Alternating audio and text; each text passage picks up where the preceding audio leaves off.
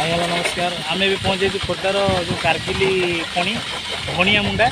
ଆଉ ବଢ଼ିଆ ଲୁକ୍ ଅଛି। ଆମର ଏପଟେ ଅଛନ୍ତି କୃଷ୍ଣ ଭାଇ, ଡିରେକ୍ଟର ଅଛନ୍ତି ସରି। ଆଉ ବହୁତ ବଢ଼ିଆ ମାନେ ଗୋଟେ ସୁଟିଂ ହେଉଛି ଗୋଟେ ସଙ୍ଗ୍ଟା। ବହୁତ ବଢ଼ିଆ ଲୋକେସନ୍ ଅଛି ଦେଖନ୍ତୁ।